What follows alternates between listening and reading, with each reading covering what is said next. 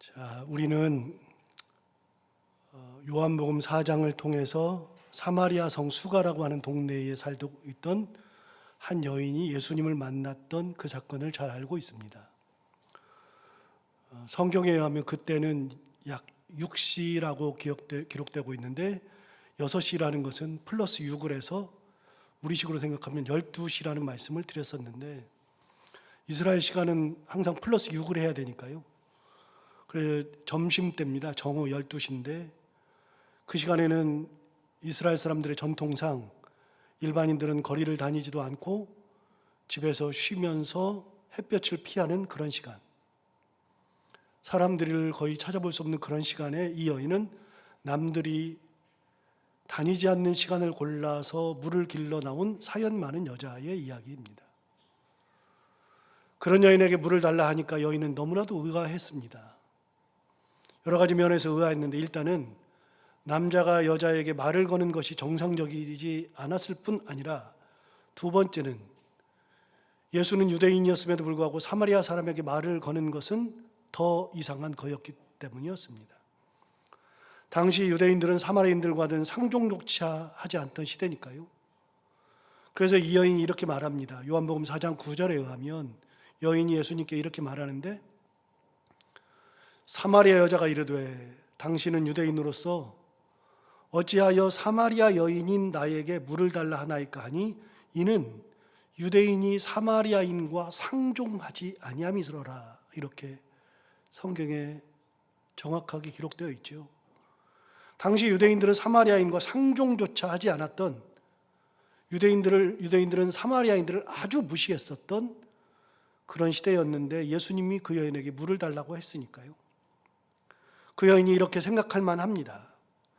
이해되지 않는 행동을 한 예수님에게 이런 말을 하는 것은 당연한데 이 말을 듣고 예수님이 곧바로 답합니다. 4장 10절에 의하면 예수께서 대답하여 이르시되 내가 만일 하나님의 선물과 또 내게 물 좀 달라 하는 이가 누구인 줄 알았더라면 내가 그에게 구하였을 것이요 그가 생수를 내게 주었으리라. 내가 너에게 물을 달라 그러지만 네가 하나님의 선물이 무엇인 줄도 알고 너한테 물을 달라고 한 내가 누군 줄 알면 거꾸로 네가 나한테 물을 달라고 했을 것이다. 그럼 내가 너에게 생수를 주었을 것이다 라고 말씀하셨죠. 예수님은 여인에게 네가 잘 몰라서 그렇고 내가 물을 달라 그러니까 네가 주는 것은 육신의 물이지만 네가 하나님의 선물도 알고 내가 누군 줄 알면 오히려 거꾸로 나한테 물을 달라 그랬을 거다. 그럼 내가 생수를 너에게 줬을 거다. 13절과 14절에서도 예수님은 말씀하십니다. 예수께서 대답하여 이르시되 이 물을 마시는 자마다 다시 목마르려니와 내가 주는 물을 마시는 자는 영원히 목마르지 아니하리니 내가 주는 물은 그 속에서 영생하도록 솟아나는 샘물이 되리라. 여인이 예수님께 주는 물과 예수께서 여인에게 주려고 했던 물은 다른 겁니다. 완전히 다른 거였습니다. 이 대화는 뭔가 서로의 말을 자기 말만 하는 듯한, 따로 노는 듯한 그런 느낌이 듭니다. 예수께서 물을 달라고 하시니까 여자가 당연히 마시는 물로 대답했지만, 그런데 예수님께서는 여인이 주려고 했던 육신의 물이 아니라 생수, 다시 목마르지 아니하는 그런 물을 주려고 하셨던 거죠. 왜 그러는가 하면 예수님이 볼 때 이 여인은 마시는 물이 아니라 영적인 물을 마셔야 하는 갈급함을 가지고 있기 때문에 그렇습니다. 이 여인은 그 물을 아무리 마셔도 역시 목마르고 마셔도 목마르지만 예수님이 주시는 생수, 영적인 물을 마셔야 그 갈증이 해소된다는 거죠. 실제가 그랬습니다. 뒤에 나오는 얘기지만 그녀에게 남자가 5이 있었고 그리고 지금 살고 있는 또 하나의 남자가 있었습니다. 그러니까 6명의 남자와 살아본 거죠. 얼마나 힘들었겠습니까? 그러나 예수님 말씀하십니다. 지금 살고 있는 그 남자도 남편이 아니다. 이 문제가 해결되기 전까지는 그녀의 목마름은 해결되지 않았을 겁니다. 그런데 정말 예수님을 만나고 난 후에, 생수를 마시고 난 후에 영적인 갈증이 해소되는 것을 성경은 이야기합니다. 12시라는 것을 주목해서 생각해 보면 사람들 안 다닌다 그랬잖아요. 이 여인이 12시라는 시간을 정해서 사람도 다니지 않는데 그때 물을 뜨러 간다? 비정상적인 거거든요. 왜냐하면 사람들을 피하고 싶어서 그렇습니다. 사람들에게 손가락질 받고 사람들이 말하는 소리를 듣기 싫으니까, 만나기 싫어서 그저 아무도 없는 시간에 혼자 떼약볕에 물을 뜨러 간 겁니다. 그런데 그런 여자를 만나서 예수님께서 영적인 생수를 주었을 때 여자의 모든 목마름이 해결되지 않습니까? 그러고 난 다음에 그가 동네로 들어가서 사람들을 불러냅니다. 재밌지 않습니까? 사람들을 피해서 물 들어왔던 여인이 동네로 들어가서 사람들을 불러 모았습니다. 얼마 전까지는 피하던 여인이 영적인 갈증이 해소되고 하나님의 은혜가 임한 다음에, 예수 그리스도의 은혜가 임한 다음에는 사람들을 불러냈습니다. 그리고 예수가 오셨고 그분이 내가 지금까지 살아왔던 것을 다 말해주더라. 가서 보자. 그래서 사마리아 성에 살고 있던 사람들이 예수를 만나러 와서 그들도 목마름을 해소합니다. 여러분, 우리는 어떤가요? 우리도 삶에서 목마름이 있지 않습니까? 뭔가 해결되지 않은 문제로 하여 항상 갈증을 느끼는 것은 아닐까? 나도 모르는 영적 갈증, 그것을 해소하지 못해서 끝까지 그걸 붙들고 사는 우리를 발견하지는 않습니까? 우리 어렸을 때 부모의 사랑을 받지 못한 사람은 나이가 들어도 사랑에 대한 목마름이 항상 존재해서 누군가에게 사랑을 받음에도 불구하고 사랑을 갈구합니다. 해소가 안 되거든요. 여기 우리 권사님 계셔서 제가 우리 성도 얘기를 잘 안 하니까요. 그렇긴 한데, 지난주 월요일에 새벽기도 후에 집에 가서 아침 먹고 이제 한 8시 가까이 된 것 같아요. 그래서 사무실로 나오려고 하는데 갑자기 유희순 권사님한테 전화가 와서 숨이 잘 쉬어지지 않고 가슴도 아프고 메스껍고 토할 것 같다고, 너무 몸이 안 좋다고 응급실에 가고 싶다는 겁니다. 그래서 급하게 제가 모시고, 권사님 모시고 경희대 한방병원 응급실을 갔어요. 응급실을 가면 평소에 경희대 병원을 다녔으니까 내 주치의가 있잖아요. 어디가 아프니까 주치의가 있어서 그 주치의를 만날 수 있을까 싶어서 가는데, 응급실은 응급실 자체에 시스템이 있어서 주치의를 만날 수가 없습니다. 거기 의사를 만나야 됩니다. 근데 그 의사들이, 응급실에 있는 의사들이 전문의들이 아닌 경우가 굉장히 많습니다. 전공의들이 많습니다. 그래서 갔는데 의사를 만날 수 없다 그래서 안 되겠다 그래서 응급실 접수했던 것을 취소하고 1층으로 올라가서 거기서 다시 주치의를 만나기 위해서 진료를 보려고 접수를 하려고 했더니 의사는 안 된다는 겁니다. 오늘 진료가 꽉 차 있어서 만날 수가 없다는 겁니다. 당장 숨쉬기 어렵고 힘들고 메스껍고 토할 것 같고 너무나도 안 좋아서 응급실까지 갔다 온 사람인데도 안 된다는 겁니다. 의사 만나는 것이 정말 어렵다는 건 알았는데 너무나도 어려운 거예요. 해소가 안 되니까 어떻게 해요? 다시 응급실로 또 내려갔어요. 거기서 접수를 하고 피 검사하고 이거저거 하면서 2시간 넘게 기다리고서 11시 넘어서 11시 한 반쯤 모든 것이 다 끝났습니다. 그래서 거기에서 검사한 다음에 큰 이상은 없고 심장이 잘 숨도 안 쉬어지고 힘들다 그러니, 가슴이 아프다 그러니 심장내과에 가봐라 그래서 심장 선생님을 목요일 날 만나라는 겁니다. 그날 만나는 것도 아닙니다. 목요일 날 예약을 잡아줘서 어떡하냐고 저한테 묻길래, 권사님 목요일 날 만나는 거야 만나는 건데 주치의를 빨리 만나야 되겠습니다. 그래서 다시 1층 접수대에 가서 접수를 해서 주치의를 만나려고 그랬더니 이미 권사님은 4월 18일인가 예약이 돼 있는데 내일이라도, 오늘 안 된다 그러니 내일이라도 빨리 만나고 싶다 그랬더니 예약이 안 돼서 3월 30일밖에 안 된다는 겁니다. 결국은 3월 30일로 예약을 땡겨놓고 돌아오는 것이 전부였습니다. 아무런 것도 한 게 없었습니다. 응급실 가가지고서 검사만 실컷 하고 돈만 내고 온 겁니다.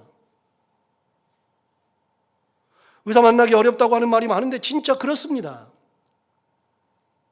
여러분, 아픈 것이 해소가 되지 않으면요 항상 불안합니다. 다 경험 있잖아요. 당장이라도 큰 사고 날 것 같잖아요. 김여희 권사님은 수술을 하고 싶어도 의사 선생님을 만나는 것보다도 너무나 어렵고 수술 날짜를 잡는데도 몇 개월은 그냥 기다려야만 하니까 참 난감하던 때가 있었습니다. 다행히 수술하신 지 2달 다 되어 가는데 경과가 좋아서 세브란스 병원에서 퇴원하신 다음에 의정부에 있는 한 병원에 재활치료하러 가셨다가 지난 목요일에 퇴원했습니다. 원래는 지난 목요일이 퇴원일이 아니고요, 좀 더 있어야 되는데 목요일에 퇴원했어요. 그래서 퇴원하신대요. 월요일인가 전화를 드렸더니 퇴원하신대요. 그래서 왜 퇴원하시냐 그랬더니 이제는 뭐 걷는 거는 괜찮고 통증도 많이 사라졌고 혼자 할 수 있으니까 안다 그래요. 그래서 물었더니 답하시는 게 뭐냐면 같이 병실에 있는 분 중에서 그냥 코를 고는 분이 있어가지고 밤에 잠을 못 잔답니다. 그래가지고서 허리 아픈 거는 둘째치고 잠을 못 자니까 그것 때문에 미쳐가지고서 도저히 있을 수가 없다고 그냥 퇴원한다 그랬답니다.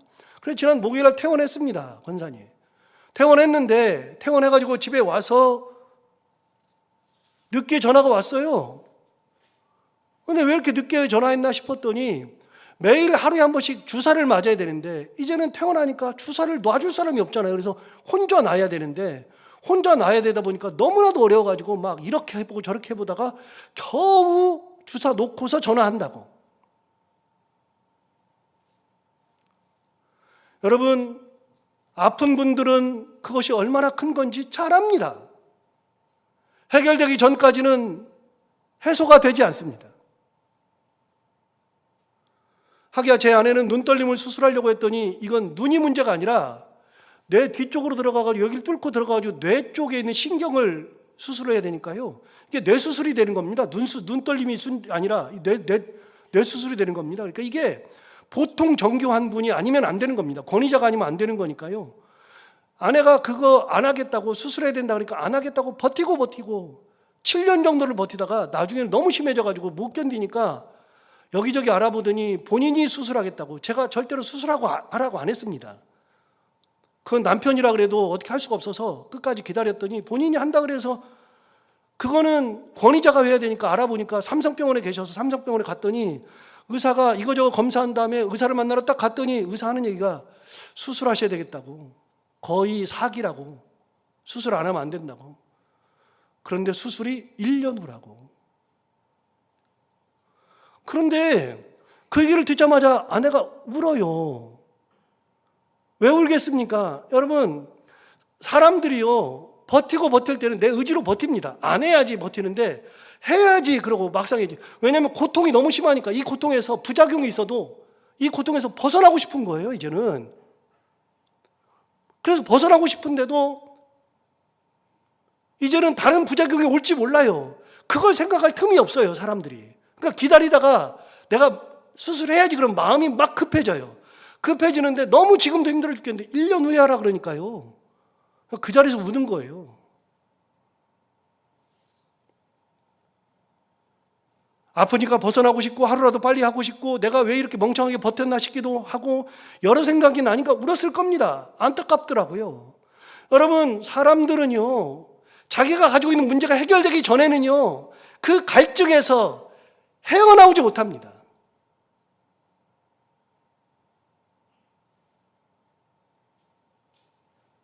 내가 뭔가를 이루어야지 그러는데 그게 안 되면 헤어나오지 못합니다. 해소되기 전까지는. 취직을 해야지 그랬는데 취직되지 않으면요 취직될 때까지 너무나도 힘든 고통을 겪습니다. 아이를 가져야지 그러는데 아이가 생기지 않았을 때 가지는 고통은 말로 표현을 못합니다. 해결은 언제 되는 겁니까? 아이를 갖고 아이를 낳고 아이를 키울 때 해결되는 겁니다. 예수님을 사람들이 참 많이 찾았잖아요. 그러니까 예수님은 쉴 틈이 없다고 했습니다. 진짜 쉴 틈이 없었습니다. 당시 사람들의 입장에서 그런데 생각해보면 무슨 욕을 먹어도 버릇이 없어도 지금 내 문제를 해결하고 싶은 겁니다. 예수님한테 무조건 가는 겁니다. 주님, 나를 고쳐주셔야 됩니다. 다른 사람 고쳤는데 남은 왜 안 고쳐줍니까? 나도 고쳐야 됩니다. 낳고 싶다는 간절한 마음, 새로운 삶을 살고 싶다는 소망, 나도 사람으로 태어나서 사람답게 살고 싶다는 인간으로서의 기본적인 욕구, 아무도 날 알아주지도 않고 관심도 없는데 그런 날 알아주고 관심을 갖고 문제를 해결해 주시는 예수님이 계시니 버르장머리가 없어도 욕을 먹어도 사람들이 미워해도 예수님 앞에 가는 겁니다. 가야 해결이 되니까요. 주님 앞에 가야만 해결이 되는 겁니다. 사마리아 여인은 예수님을 만나기 전까지는 그 갈증에서 벗어날 수가 없었습니다. 그리고 이 문제는 벗어날 수 있는 그런 길이 아예 없었습니다. 그런데 그 여인은 예수님을 만나고 나서 영적인 갈증이 해소된 겁니다. 예수님을 만나는 사람들은 다 간절함이 있었습니다. 그것이 목마름이었고 그것이 배고픔이었습니다. 당시 사람들은 그렇게 삶의 배고픔과 목마름이 많았습니다. 그 배고픔과 목마름은 자기 스스로 해결할 수 있는 것이 아니었고 그것을 해결해 주시는 분을 만나야만 되는 겁니다. 항상 말씀드리지만 어떤 문제를 해결하는 것은 능력 문제입니다. 여러분, 능력은 굉장히 중요한 겁니다. 뭔가를 해결하는 것은 능력 문제예요. 능력이 있어야 문제를 해결합니다. 예를 들어서 아픈 것을 고치는 것은 그거를 고칠 수 있는 능력을 가진 사람이 있어야 고치는 겁니다. 아무나 고치는 게 아닙니다. 저는 허리가 안 좋아가지고 허리 때문에 돈을 참 많이 썼습니다. 젊었을 때. 진짜 많이 쓰고요. 결혼하고 나서도 허리가 안 좋아가지고서 그것 때문에 그냥 아예 일어나지도 못하고 3개월씩 3번을 누워 있었습니다. 그러니까 여기저기 다니면서 이 사람 만나보고 저 사람 만나보고 의사한테 가보고 별짓을 다 해봤는데요. 왜 그러고 다니느냐? 해결이 안 되니까요. 여러분, 사람의 몸을 고치는 것은 능력 있는 사람을 만나야만 고치는 겁니다.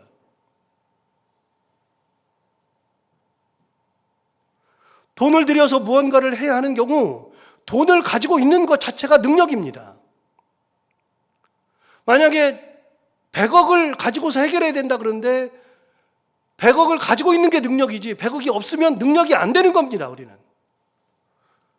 뭔가를 해결하는 것은 능력의 문제입니다. 우리 어렸을 때는요, 아이들 공부시키고 싶어도 능력이 없어서 공부를 시키지 못한 어른들이 많았습니다. 그래서 큰 누나가 돈 벌어서 동생들 교육시킨 경우가 많았습니다. 저도 그랬습니다. 우리 셋째 누나가 저 그렇게 공부시켰습니다. 누나가 미용해가지고 번 돈으로 대학을 다 보냈습니다. 여러분, 공부를 시키고 싶어도 능력이 안 되면 시킬 수가 없습니다. 돈이 있어야 사고가 났을 때 해결하고 먹고 살고 이게 다 능력 문제입니다. 여러분, 그래서 나누는 것도 능력입니다. 무슨 말이냐면요, 시간이 있어야 나누는 겁니다. 내게 있어야만 나누는 겁니다. 시간이 없는데 어떻게 나눕니까? 내가 지금 당장에 가서 돈 벌고서 다른 거 해야 되는데 어떡합니까? 있어야만 하는 겁니다, 사람은. 그거를 다른 말로 하면 실력이라고 그럽니다. 능력을 다른 말로 하면 실력, 실제적인 힘. 시간이 있어야 나눕니다. 봉사하려고 그래도 건강이 있어야 봉사합니다. 몸이 안 좋은데요, 당장 한 걸음도 못 되는데요, 예배 시간에 나오고 싶어도 예배에 나올 수가 없는데요, 어떡합니까? 아무것도 안 되는 겁니다. 봉사하려고 그래도 몸이 괜찮아야 합니다. 다른 사람의 아픔을 이야기를 들어주고 감싸주고 싶어도 그래도 다른 사람의 마음을 이야기를 들을 수 있는 여유가 있어야만 들어주는 겁니다. 내가 지금 삶이 고달프고 너무나 짜증나 죽겠는데 다른 사람 얘기하면은요, 듣기도 싫어요. 여유가 있어야 사람들 얘기도 들어주고 보듬어 주기도 하는 겁니다. 여러분, 사람들의 간절함은요, 예수님한테 갈 때 해결된 겁니다. 예수님을 만날 때 해결된 겁니다. 왜냐하면 예수님은 그런 능력이 있었기 때문입니다. 어느 누구도 요한복음 4장에 나오는 사마리아 여인의 갈증을 해소할 사람이 없었습니다. 예수님만 가능했습니다. 소경의 눈을 뜬 것도 예수님만 가능한 겁니다. 예수님을 만났을 때 해결된 겁니다. 지난번에 설교하면서 얘기했던 삭개오의 문제도요, 삭개오라고 하는 사람이 사람들에게 소외받고 어려움이 있고 괴로움 가운데서 정말 소외당하면서 살았는데 삭개오의 마음을 풀어준 사람은 예수님이었습니다. 어느 누구도 할 수 없습니다. 예수님 앞에 갈 때, 능력 있는 예수님 앞에 갈 때 해결되는 겁니다. 마음이야 나도 고치고 싶죠. 마음이야 나도 나누고 싶죠. 마음이야 나도 돈이 필요한 곳에서 돈도 척척 내면서 살고 싶죠. 그런데 여러분 됩니까? 여러분은 됩니까? 마음은 그래도 실력이 없으니 능력이 안 되니 안 되는 겁니다, 그게. 그런데 예수님은 다 된다는 거죠. 그러니까 사람들이 몰린 겁니다. 오늘 보면 37절을 볼까요? 명절 끝날 곧 큰 날에 예수께서 서서 외쳐 이르시되 누구든지 목마르거든 내게로 와서 마시라. 주님 이번에는 또 한 번 외칩니다. 누구든지 목마르거든 내게로 와서 마시라. 이렇게 말씀하셨습니다. 그런데 이 본문을 다시 보시면 뭐라고 되어 있냐면 명절 끝날 곧 큰 날이라 그랬습니다. 명절이 뭐냐? 앞을 이렇게 추적해서 가보면 명절은 초막절입니다. 초막절은 이스라엘 3대 절기 중에 하나입니다. 그 3대 절기를 다 설명하기는 할 수가 없고요. 이스라엘 3대 절기인 초막절입니다. 그 초막절에는요, 구약시대부터 이스라엘의 3대 절기에는요, 이스라엘 백성들은 의무적으로 예루살렘으로 올라가야 되고 예루살렘의 성전에 가야 합니다. 거기서 하나님을 예배해야 합니다. 명절에는 예루살렘 가는 때입니다. 그래서 이스라엘 백성들은요, 명절이 되면은 예루살렘으로 다 몰려들었습니다. 예수님도 그랬습니다. 이번에는 초막절입니다. 초막절은 7월 15일부터 21일까지 7일간 지키는 겁니다. 7일. 그 7일간 지키면서 사람들이 예루살렘에 모인 겁니다. 그러니까 예수님은 많은 사람들 앞에서 외치는 거죠. 여러분, 우리도 추석이나 설 같은 때 명절이 오면 이제 우리는 고향을 가잖아요. 고향을 가가지고서 이제 부모님도 뵙고 산소도 가보고 그리고 동네 분들 이제 시골 같은 경우는 동네 분들한테 가서 인사도 드리고 뭐 덕담도 받고 세뱃돈도 받고 뭐 그러는 풍습이 있습니다. 우리도 그렇게 합니다. 그런데 지금은 이제 많이 변해서 지금을 가지고 얘기할 수는 없고요. 벌써 한 10년 전에만 해도 그렇게 했었죠. 그런데 저 어렸을 때요, 그때는 항상 배고팠거든요. 뭐 설 되면 할 얘기가 많으니까 다 할 수는 없고요. 그냥 배고팠던 얘기만 좀 하면 설에 참 배고팠거든요. 그래서 평소에 못 먹다가 설 되면 정말 기름진 것들 많이 먹었습니다. 정말 귀한 것들 많이 먹었어요. 설이 되면 전을 부쳤고요. 전도 이런저런 전을 많이 부쳤고 그리고 떡도 했고요. 그리고 과일도 샀고요. 어렸을 때 과일을 먹어본 게 거의 없는데 설이나 추석이나 돼야지 먹어보고요.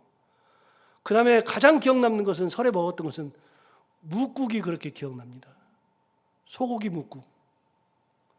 여러분, 요즘 시대니까 소고기를 구워 먹죠. 요즘 시대니까 돼지고기를 구워 먹죠. 옛날 시대에 구워 먹는 게 어디 있습니까? 구워 먹을 소고기가 어디 있고 그걸 사 먹을 돈이 어디 있습니까? 그러니까 뭘 끓여요? 국 끓이는 거예요. 원래 국은요, 천민들의 음식입니다. 천민들의 음식. 배불리는 먹어야 되겠고 물로 배 채우는 거거든요. 물을 많이 해가지고 간만 맞추면 되잖아요. 약간 짜게 해가지고 간만 맞추면 되니까요. 원래 국은요, 천민들의 음식입니다. 그런데 그래도 묵국을 끓여줬어요. 소고기 묵국. 야, 그때만이라도 소고기 묵국 정말 맛있게 먹었습니다. 그래서 소고기 묵국을 굉장히 많이 생각합니다. 가끔 소고기 묵국을 먹고 싶을 때가 굉장히 시원하잖아요. 또 그렇게 먹었습니다. 여러분, 명절이 되면 안 먹던 것도 먹고 평소에 배고프다가 그때는 배를 채우는 때입니다. 명절 때 배 고르는 사람은 없습니다. 이스라엘 백성들이라고 달리지 않았습니다. 예루살렘에 가면 예루살렘은 장이 크게 열렸고요. 장사치들이 굉장히 많았고요. 먹을 것이 굉장히 풍성했습니다. 그걸 올라가기 위해서 사람들이 돈을 모아가지고 올라갑니다. 먹는 거는 정말로 잘 먹습니다. 진짜 잘 먹던 사람들입니다. 그 사람들이 일주일 동안, 7일 동안을 명절을 지내는데 오늘 본문에 보면 명절 끝날이라 그랬습니다. 그럼 며칠째 되는 날이요? 21일, 명절 끝날, 일곱째 되는 날. 그 사람들이요, 많이 먹었습니다. 그런데 많이 먹고 배부른 사람들에게 예수님 뭐라 그러나 한번 볼까요? 37, 오늘 본문 30절 다시 보시면 명절 꽃날, 곧 큰 날에 예수께서 서서 외쳐 이르시되 누구든지 목마르거든 내게로 와서 마시라. 여러분, 이스라엘 백성들이 지금 마실 물이 없어서 이런 얘기 하는 겁니까? 먹질 못해서 이런 얘기를 하는 겁니까? 다른 때라면 몰라도 명절 때는 이런 얘기 하시는 게 아니거든요. 뭔가 이상하거든요. 그런데 예수님의 의도가 있는 겁니다. 왜요? 사람들은 명절에 아무리 모여 있어도 갈증 나거든요. 영적 갈증이 있거든요. 해결되지 않은 문제들이 있거든요. 재밌는 거는요, 아까 사마리아 수가성 얘기를 했는데 사마리아는요, 예루살렘은 여기 있고요, 지도로 보면 예루살렘 여기 있고요, 사마리아는 여기 있습니다. 그리고 예수님이 지지난번 설교했던 것처럼 오병이어의 기적을 행하고 예수님이 사람을 고쳤던 데는 갈릴리입니다. 그럼 어디냐면 예루살렘은 여기고요, 사마리아는 여기고요, 갈릴리는 그 위쪽입니다. 그러니까 예수님이 사람들을 만났던 곳이 어디냐면 다 북쪽입니다. 갈릴리, 예수님의 사역지는 예루살렘이 아니고요, 예수님은 끝까지 갈릴리에서만 사역했습니다. 명절 때만 예수님은 예루살렘에 가신 겁니다. 이날은 명절이니까 예루살렘에 가셨죠. 그런데 그곳에서, 거기에서 병을 고치고 그 사람의 갈증을 해소했던 사람, 바로 예수 그리스도께서 오늘은 예루살렘에서 뭐라 그러냐면 너희 중에 목마르거든 내게로 와서 마시라. 여러분, 예루살렘에서도 똑같은 얘기를 하는 겁니다. 그럼 하나 묻습니다. 여러분, 예루살렘에는 영적 목마름이 없습니까? 예루살렘은 수도니까 없습니까? 거기는 지도자들이 있으니까 목마름이 없습니까? 아니요. 영적 목마름은 어디나 있습니다.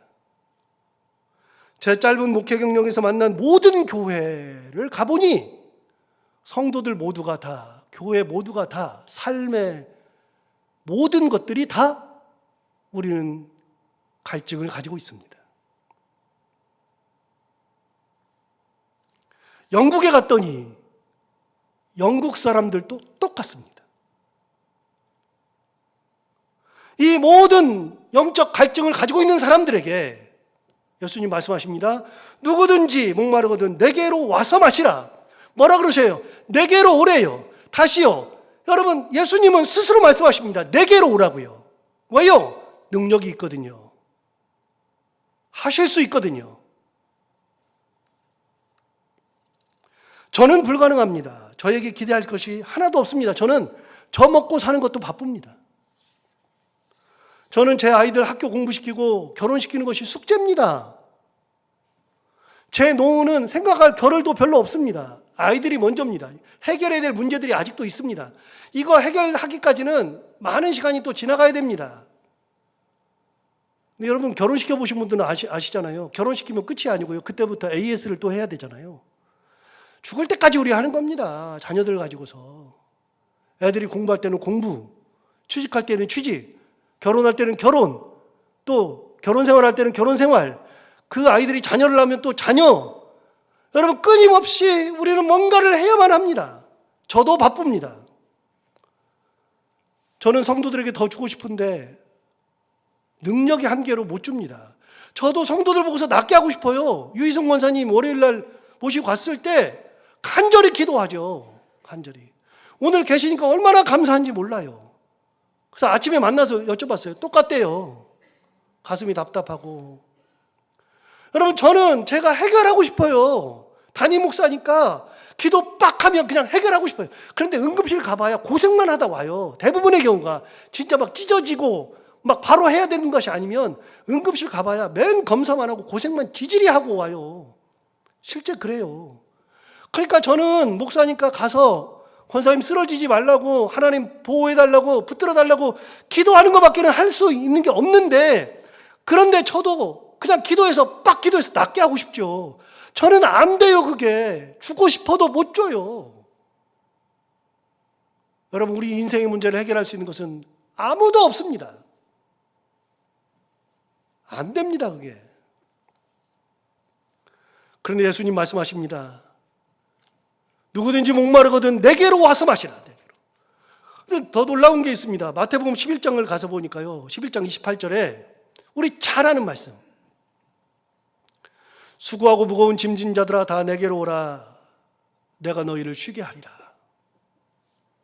여러분 마태복음 11장 28절 우리는 잘 아는 말씀이잖아요. 다시 볼까요? 수고하고 무거운 짐진 자들아. 그럼 뭐라고요? 다 내게로 오래요. 자, 오늘 본문 37절 다시 볼까요? 37절에 이렇게 말했습니다. 명절 끝날 곧 큰 날에 예수께서 서서 외쳐 이르시되 누구든지 목마르거든 어떻게 하라고요? 내게로 와서 마시라고요. 자, 내게로 와서 마시래요. 다시 마태복음 11장 28절을 다시 가볼까요?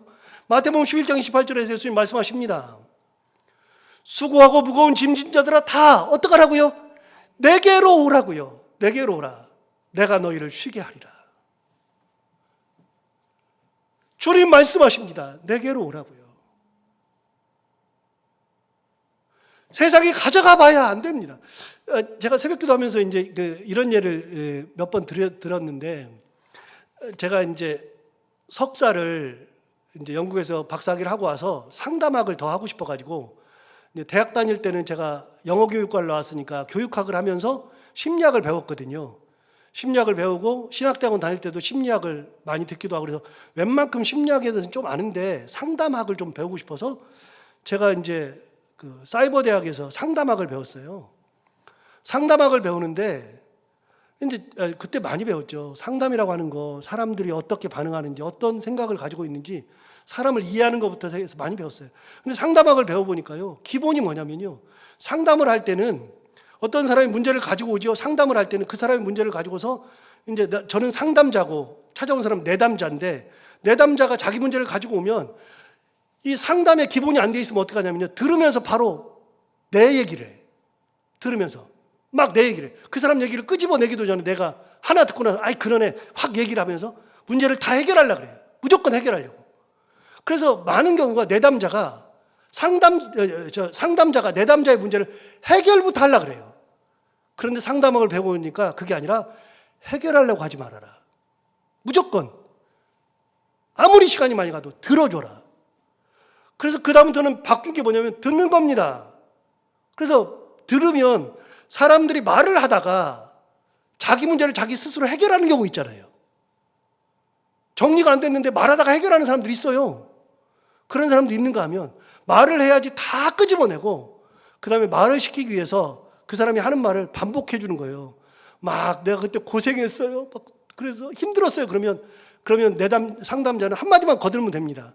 진짜 많이 힘들었겠네요. 어떻게 사셨어요? 이렇게만 거들면 된다는 겁니다. 그래서 배웠어요. 배우고 이제 상담의 기술 그래가지고서 상담도 배우고 막 하는데 기본이 뭐냐면요. 상담의 기본은요. 내담자가 찾아왔을 때 10번을 만나는 겁니다. 10 sessions. 10번을 만나면 그 사람이 얘기하고서 이제 얘기 끝나면 뭔가 해결책을 조금 주잖아요.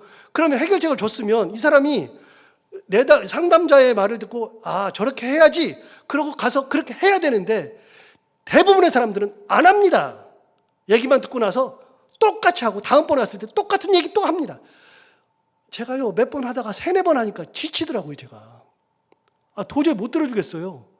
그러려면 왜 자꾸 상담으로 와? 그러니까 저는 상담자의 기본이 안 되는 거죠. 10번을 참을 인내력이 없는 겁니다. 여러분 저는 들으면서도 그게 잘 안 돼요. 10번까지 가는 게 너무나도 힘들어요. 그래서 나중에 어떻게 네가 알아서 해. 네가 그냥 오지 마. 뭐 얘기를 해도 똑같네. 그만 와. 그렇게 바뀌어요 제가. 그래서 저하고 친한 사람은요 그냥 야 오지 마. 가. 그러고 말고 해야 되면 끝까지 하긴 하는데 그런데 웬만하면 야 그만 와. 하지 마. 그러고 말아요. 제가 그렇게 되더라고요. 놀라운 게 있습니다. 여러분 우리가 기도할 때는 우리가 어떤 문제가 있어가지고서 사람들을 찾아가면 저랑 똑같아요. 한 번, 두 번 듣다가 지쳐요. 그러니까 안 듣고 싶어 해요. 그런데요 놀라운 거는요 아무리 문제가 많아도 100번, 1000번으로 와서 하나님 앞에 기도해도 하나님은 다 받으신다는 겁니다. 하나님 다 받더라고요. 야 똑같은 얘기 또 하냐? 아니 안 하시고요. 얼마나 힘드냐. 끝까지 붙으시는 분이 하나님이셔요. 저는 제가 상담을 해보고서 깨달았습니다. 우리 하나님이 진짜 대단한 분이구나. 실적을 안 내시는 분이구나. 그리고 오히려 100번, 1000번 나오면 좋아하시더라고요. 우리랑은 너무 달라요. 달라도 여러분 하나님 앞에 갈 때 해결이 되는 거예요. 예수님 앞에 갈 때 문제가 해결이 되는 거예요. 주님 뭐라 그러셔요? 너희 중에 목마르거든 내게로 와서 마시라. 수고하고 무거운 짐진 자들아 다 내게로 오라. 내가 너희를 쉬게 하리라. 예수님은 말씀하실 때마다 누구한테 오라 그래요? 나한테 와. 나한테 와. 무거운 짐 들고서 나한테 와. 나한테 다 내려놔. 그리고 너는 그냥 가. 너 목말라? 나한테 와. 내가 생수를 줄게. 목마르지 않는 생수를 줄게. 영적으로 갈증을 해소해 줄게. 아무도 못해요. 주님만 하십니다. 우리 주님 그래서 오신 거예요. 우리 주님 그것 때문에 오신 겁니다. 죽음 앞에 서 있던 우리들, 그 문제를 해결하지 못하던 우리들, 그런 우리들을 죽음의 문제를 해결해 주시는 그 모든 갈증을 한 번에 해결해 주시죠. 십자가에서 해결해 버리시죠. 사탄의 손에서 벗어나지 못하는 우리를 예수님께서 사탄과 싸워서 한 번에 해결해 버리시죠. 뭐라 그러셔요? 네가 왜 싸워? 나한테 와. 네가 왜 힘들어해? 나한테 와. 너 왜 짐지고 있어? 나한테 와. 내려놔. 너 왜 이렇게 목말라 해? 나한테 와. 나한테 와서 생수를 마셔. 여러분 우리 주님은 그래서 오신 겁니다. 주님 말씀하십니다. 내게로 와서 내게로 오라. 우리 주님께서 이 사순절의 기간에 오신 것을 다시 한번 묵상하면서 오늘 본문을 묵상하다가 은혜가 되더라고요. 주님이 오라 그러시는 거구나. 능력 있는 주님 오라 그러시는구나. 그 주님 앞에 나아가고 감사하는 우리 모두가 다 되기를 바랍니다. 기도하겠습니다.